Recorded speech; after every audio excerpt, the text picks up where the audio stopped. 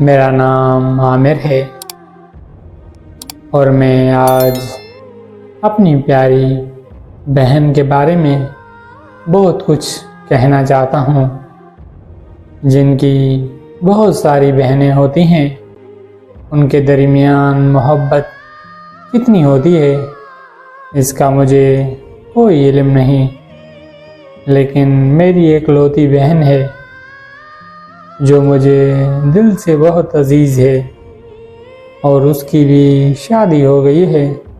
میری دعا ہے کہ اللہ رب العزت اسے ہمیشہ اپنے گھر میں شاد و آباد رکھے، آمین۔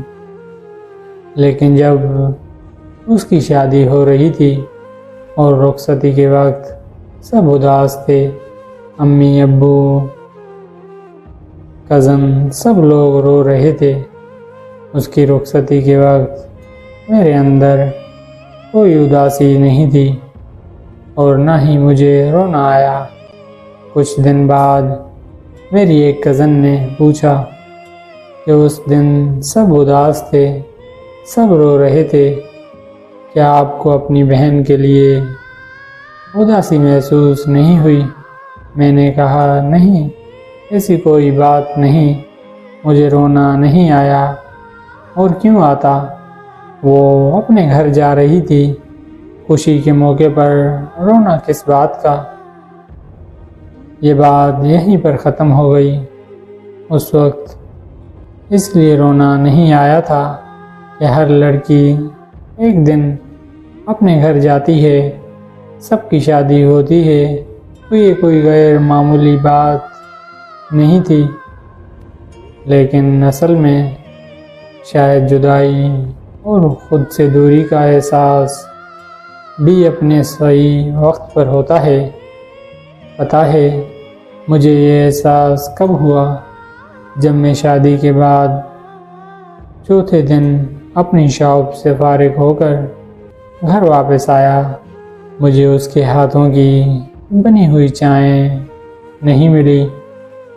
میں جب بھی گھر آتا تھا وہ میرے لیے تازہ الائچی والی چائے بناتی تھی اور بہت پیار سے دیتی تھی کہ یہ لو بھائی، تھک گئے ہوگے، چائے پی لو۔ اور اس دن مجھے چائے نہیں ملی۔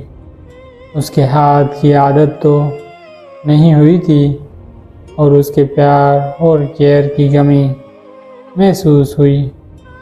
اور پھر اس دن مجھے رونا آیا اور جب بھی سیلری آتی تھی میں آ کر اس کے ہاتھ میں دے دیتا تھا۔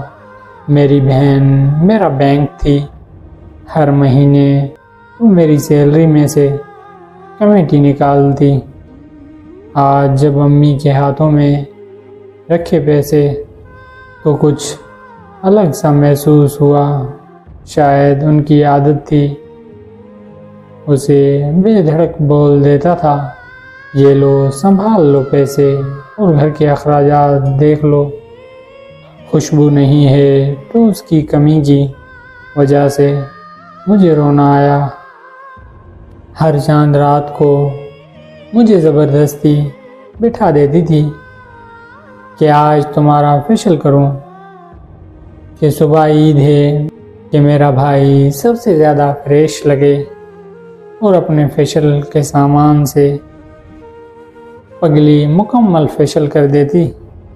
میری عید کی نماز کے بعد جب اسے ملتا تو میری بہن مجھے چوم کے اور بہت دعائیں دیتی۔ میں نے اس بار عید پر بہت مس کیا۔ میں اسے جب بھی مس کرتا ہوں اداسی محسوس کرتا ہوں۔ بہت رونق تھی میری بہن میرے گھر کی، اب ہم سب کو اداس کر کے اپنے گھر جا چکی ہے۔